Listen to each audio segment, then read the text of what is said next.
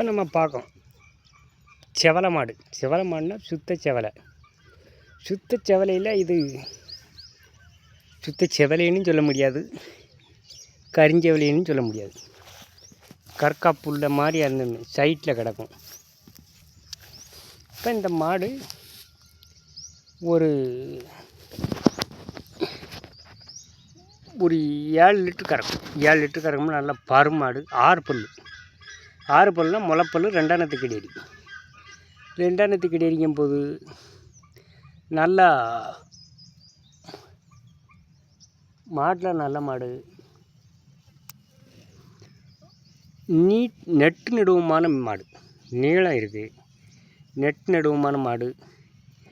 நல்லா 8 லிட்டர் கறக்கும்னா அந்த பால் கொடி அப்படி இருக்கணும்.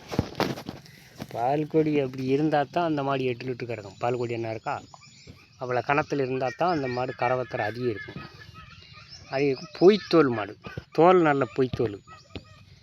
தோல் நல்ல பொய்த்தோல். காலு 4 காலுமே கருங்கால். சுத்த செவலை மாட்டில் அந்த காலில் கருப்பு கிடக்கா அதான் கற்கா புல்லைன்னு சொல்ல முடியாது, சுத்த செவலை தான். ஆனால் மண்டை பக்கத்தில் ரேராக இருக்கும். 4 கால்லையுமே கருங்கால் இருக்கும். அப்படிங்கும்போது இது 2 கலர் தான். 2 கலர் வாங்கும்போது எல்லாருக்குமே செட் ஆகும். சுத்த செவலை மாடு பிடிச்ச ஆளுக்கும் செட் ஆகும், கரிஞ்செவலையும் பிடிச்ச ஆளுக்கும் செட் ஆகும். 2 கலருங்கும்போது நல்ல தரமான மாடு. கொம்பும் நல்ல வெள்ளை கொம்பு. கொம்பு செவலை மாட்டுக்கு வெள்ளை கொம்பு இருந்தாலே அந்த மாடு கறவத்தர அதிகம் இருக்கும். நம்ம ஒரு மாடு வாங்க போகணும்னு நினச்சா என்னதெல்லாம் பார்க்கணுமுன்னா, இப்படி மடி காம்பை பார்க்கணும். அப்படி காம்பு ஒரு காம்புக்கு ஒட்டாமல் இருக்கணும். பால் தடி பால் கொடி நல்லா இருக்கணும். 4 காலுமே நல்லா இருக்கணும்.